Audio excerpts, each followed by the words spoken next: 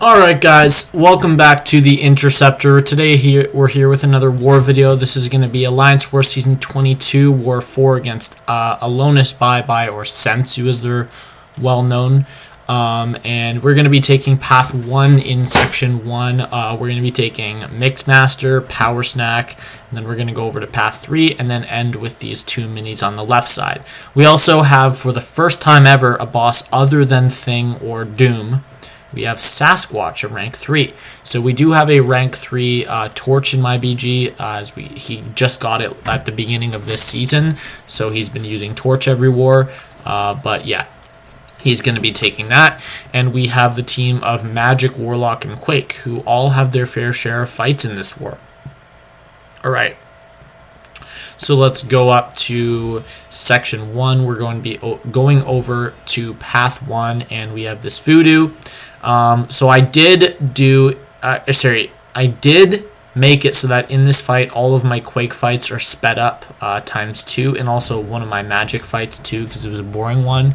But this one I actually didn't speed up, and the reason I didn't speed it up is because the whole reason that I'm taking this fight with Quake is to make a point. So, if you guys didn't know, they broke the White Magneto synergy since the end of last season, and it was actually not working in the off-season. It was reported after war number 1 of this season that it was working, and I asked for video proof, but he did not have it, so I am the one that has to get video proof. So I knew I could take this fight if the pre-fight was not working properly. But I just had Guardian back up Path 1 with me. We doubled the path because he was back up and he was bringing White Magneto. It just made sense to test out Quake with the pre-fight here. And then I'm also taking this Hyperion with Masochism with Magic, and as you guys can see, I did take a few hits in the last fight, but I had my invulnerability boost on. The whole reason I had the invulnerability boost on was for this fight right here.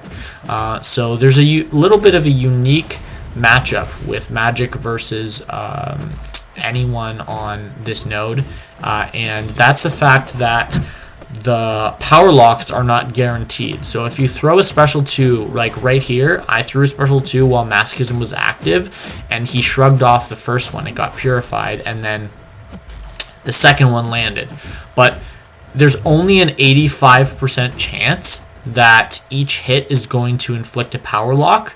So it was actually not guaranteed, only an 85% chance. Actually, it's a little lower than 85 that I would have killed there. That both power locks would have landed and he would have been power locked. So now this is the first fight I think that I skip. I speed up a bit, and this is gonna be a very simple Quake fight. I think this fight should be sped up. No, maybe I didn't. I probably didn't speed this one up because I wanted to prove a point. Alright, so the point was Quake is good for Corvus on this node, but not best. So I'd say the best counter to this is Doom, but I wanted to show a little bit of a unique interaction that you actually can't kill Corvus in war without dropping a heavy attack if he's awakened using Quake, which is a pretty cool thing. But yeah, just in case you didn't know that. So now we're going to be taking on this Mojo on Power Snack, and this is a fight I've taken several times before. I've taken rank 3 6-star Mojos with Magic, so it's just really not a hard fight, and we're going to speed this fight up, I'm pretty sure. We actually start speeding this fight up right after he throws his L2, because I wanted to show you right here in this split decision I made in the split second I made a decision that I was going to dex that last hit. I knew it would give him power, but I was going to power lock him, so now we're up to the sped up part.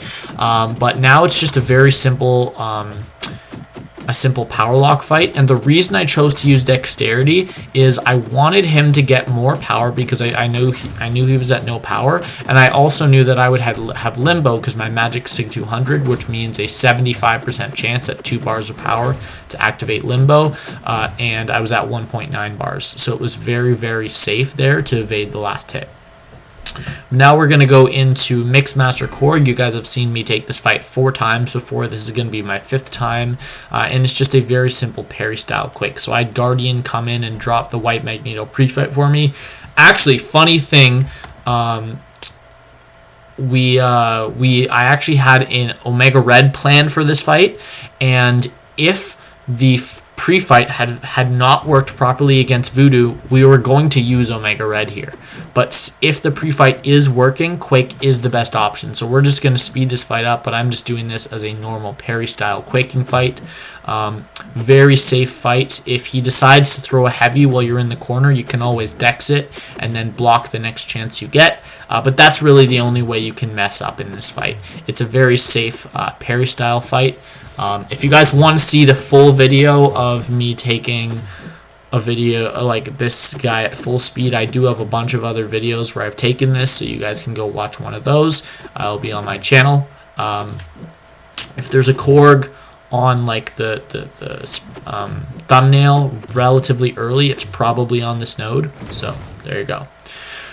I don't take many Korgs though, so we're gonna take this Red Magneto as well, and I'm gonna take it with Quake, so it's gonna be sped up. But there isn't really too much to this fight. It's a very easy fight. The whole point of putting Red Magneto here is that you want to bait out a Doom, because some people don't know Doom is metal, I guess, and since Doom is shock immune, he's often a popular choice for this node, but he's actually a horrible counter for Red Magneto here, and that's why we use Quake. Luckily I was going to the left side because it just worked out. We needed a Quake and a Warlock on the same team going on the left side, so there we go for one of the paths. But we did throw a heavy there by accident, but he ends up dying, so not a problem. Now we'll go into this, I think it's Chitinous Thorns, it might be Chitinous Thorns, I don't know. But this is Colossus, and this also has the node where if you crit, you do 0 damage and remove an armor up. And if there's no armor ups, obviously there's nothing to reduce. But Warlock, I think, is the best counter for Colossus on this node. Of course, literally any poison immune or also Quake can take this fight. If you do parry style, Quake can take this fight easily. But I just prefer to use Warlock. Magic definitely could not have put the other two on my team easily. So yes, we're taking this fight, and it's going pretty well. I had a choice to either throw my L2 or my L3. The only reason I could have to throw my L2 would be to inflict armor breaks and do power drain. However, Colossus is armor break immune, so it actually makes total sense to save for special 3, and we actually did heal that last 1% from Warlock's special 3 regen. He does regen and he power drains. It's just an amazing special 3. But now we'll go into this Annihilus, and this is going to be another Quake fight, so this is going to be sped up, as you guys can see. But this is a garbage node. I've never seen anyone actually die to this node, like not once, not us or the attackers, or the other alliance rather. And Annihilus is one of the easiest champs in the game to Quake. If a Quaker would die to him in tier 1, that would be a little eye-raising, to say the least. Like, are you sure this guy should be taking Quake fights? I don't know. Maybe he just got crazy bad luck with like 4-hit combos ending early, or maybe he just had an off fight. But in general, that's the type of Quake fight you give to the less experienced Quakers. But now we're going to be taking Iron Man Infinity War. This is not sped up because, as you guys will see, it's a very interesting fight. You might have noticed that we also weren't boosted for the last 2 fights, and that is simply because I forgot. There's no other reason, but luckily the fights were both incredibly easy. I lost no health in the Quake fight other than suicides, and I lost 0 health in the Warlock fight. So there you go.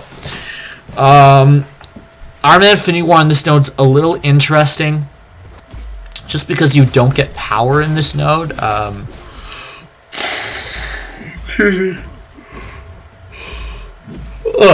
Because of buffet, you don't want to have Because of buffet, you want to make sure that you always have an infection up, which means you can't throw special ones because they turn off all your infections, and they trade them for power drain, which you don't want. Which means that I can never get to a bar of power. So there, we're losing power. Right there, I don't really know what happened. I just know that I was up near him and I was not ready to dash, so I did not get it in time, and it was an unblockable special 1. I ate it. So now we're down to 25% because I made another mistake. I hit into him when he had 4 armor up. So now we're going to play a little bit safer. We're at 25% health at the lowest we got in this fight. 7% away from Assassin's range. So obviously you don't want to do that. But to be fair, I did make 2 massive mistakes in this fight. And if you play even semi-decent, this is a very easy fight. So yeah, I'm still trying to regen up a bit because my adrenaline healing is not quite gone. Right there, it's gone. I get to 32%. But this guy, I've gained 7%, and I've taken 35% off of him since I last got hit. So I'm not too worried about it right now. I think we get up above 100 of those power drains before the fight's over. Imagine how nice it would be if they were not passive. That would just be amazing. All that healing. Obviously, you can't get that healing when you're using a robot like Warlock, but if they were not passive on this lane, that would just be awesome. So there we go. We throw another heavy. He's now into his last 15%. We throw a heavy, doesn't crit, so he doesn't die. Gets an armor up. He's going to throw this L1 right here, and then we're just going to simply block, bait out a heavy, kill him. I think I had exactly 99 suppressed, so I did not quite get to 100 actually. But let's go into this next fight. This is a Quake fight. This is going to be rank 3 Unawakened Sentinel on Rage, and we're going to go through it with 2 times speed, just as this is a very boring fight. But this is a very simple parry style fight. You have to do parry style because he's defensive. But also, rank 3 Undupe Sentinel, are you kidding me? Kind of stupid. Especially because Sensu's defense isn't that crazy. I don't know. I don't really agree with that rank up. Or the placement of Sentinel on Rage, I also don't agree with. But I guess if they want to give us free fights, they can. So there we go. This fight's going to take a little bit, and that's just because Sentinel has a very beat health. We're doing decent damage, but yeah, this fight's going to take about 2 minutes. So there we go, just passing the 50% mark at exactly 1 minute. So it's going to take almost exactly 2 minutes. But it's just not... It wasn't really an interesting fight. I was kind of bored while I was doing it. It was an easy fight. I play it perfectly. I don't miss a parry, and the fight just goes down super simple. Yeah, so this is actually the first war that I'm using the speeding up stuff from iMovie. In the past, I've used iMovie, but I've not been speeding stuff up because I didn't really like it in videos. But I've been taking more Quake and Magic fights, and they're just so repetitive that unless it's like a super interesting fight or something really interesting happens in it, I'm not going to speed it up. But yeah, we're going to heal up Warlock here, and... this Havoc on Unblockable Special 1, Hurt Locker, Power Focus 1 is just an absolute joke with Warlock. I think he only throws 1 Special 1 this entire fight just because we're power draining him so often with every parry and then also every debuff that goes up.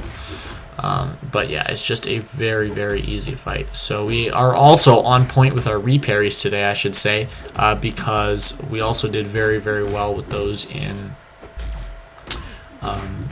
the Iron Man Infinity War fight.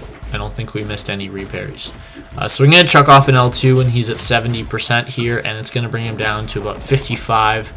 So I knew Special 2, and I got very bad crit luck there, took off 25%. So I can ignore Hurt Locker and throw another Special 2 when he's under 20% just to be super, super safe. And that's what I'm going to choose to do right here. So I'm going to do 1 combo. I'm going to back off. I'm going to hit a reparry. He's going to be at 13% when I throw this L2. So I know I could kill him twice over with that damage. But just to be super safe, I waited until teen, and we cleaned him off with that L2. So that was a very nice fight, and that was actually the last fight of my war. So we did unfortunately lose against SENSU. We played very, very badly. We died 16 times, which is the most we've died in a very long time. We even died less against AGT. But yeah, I did get first MVP, which I don't really care about, but you guys will see that. And we got 11 attacker kills, which is great. No defender kills, unfortunately. But yeah, that's going to make us 2-2 on the season, with me having 0 death total still and 28 out of 28 for my PSR. That's going to be it for this one. I hope you guys enjoyed, and I'll catch you in the next video. Bye.